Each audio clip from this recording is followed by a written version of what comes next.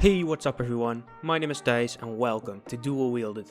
This devlog is about a game I'm working on that teaches the player sign language. Now before I go further into this, let me tell you about my favorite game ever, Raid Shadow Legends. So, Thijs, how will you detect the player's hands? Well, I'll be working with a leap motion, or well, actually I'm just working on a connection between C# and JavaScript, since I'm working with someone else.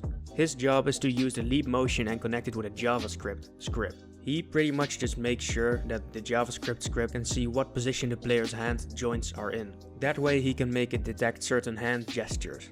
We're not teaching the player real words because we simply can't implement the entire dictionary. Instead we'll try to teach the player the sign alphabet, which isn't the same as the regular alphabet we're used to. So while he was busy doing that, I made the game, but just without the actual sign control. So instead of, for instance, the game asking for a T sign, the game just asks me to press the T key, just so that I can easily test and easily work on the game. So I sat down with my teammate to discuss what kind of game it was going to be. He thought of a game where enemies would come towards the player. Each enemy has its own gesture that the player needs to perform to kill them. In the first level the player can see a picture of the gesture plus its name, but later this changes to only the name. So anyways, I started programming. The first thing I did was make an infinite scrolling ground. This is very easy. I just place the ground in place and give it a child object that also has a ground sprite. I tell the ground to constantly move to the left. Now when I go to the Unity project and look at what exact position the object gets out of frame, I tell it to teleport back to its original spot. Basically, this is what really happens. And there you go. That's how you can easily make an infinite scroller. Amazing. I worked on an enemy spawner and I'm fairly proud of how it turned out, honestly. It's very reusable. It exists of a lot of different arrays, but let me show you what happens. Basically I have this public bool array, allowing me to tell if different elements are true or false. In the start function I fill another array with every single element that was checked to be true. Like when I check elements 0 and 2, this array exists of 0 and 2. So when a random enemy is chosen, a random number is chosen from 1 to the counter of the last added number in this array, which is 2. Do remember that it's 2 because there are 2 numbers added to this array, not because the value of the last number is 2. So what this means is you get a number which in this case could be either 0 or 2. Let's say it chooses 0. What happens? Well, the script will finally start working with the other arrays. It will look for element 0 in all of these arrays and use them for the part they're supposed to be used to. Look at what happens when a random number is chosen. 3 things happen according to the number that's chosen. The image right here is changed according to the image that's in the image array. The name of the letter, I guess, is a string that's in element 0 of the name array.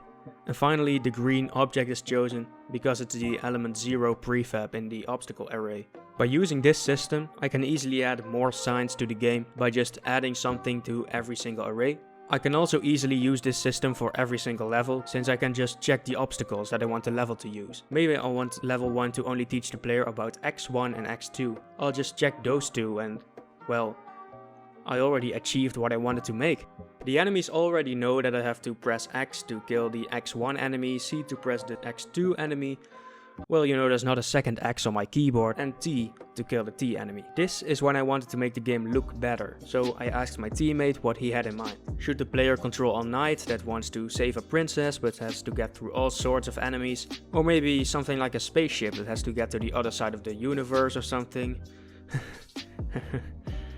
He chose his second one. So I drew the spaceship the player would help get through the level, and bam, colors baby. I also changed the grass sprite with space. When I started designing different UI, I realized that space was actually the perfect setting for this game. It would make sense that maybe some futuristic attack system in a spaceship could be done with gestures and stuff like that. I mean, that somewhat makes sense, right? No?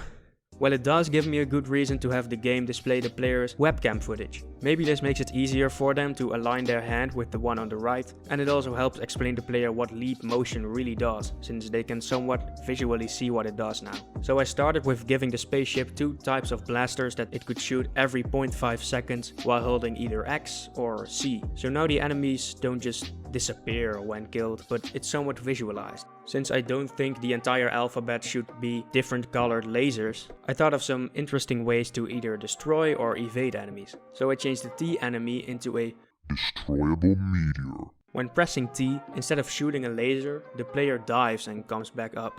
I thought of a way to make the game a bit more interesting, since it's really just a reaction game at this point, which I don't really classify as a game.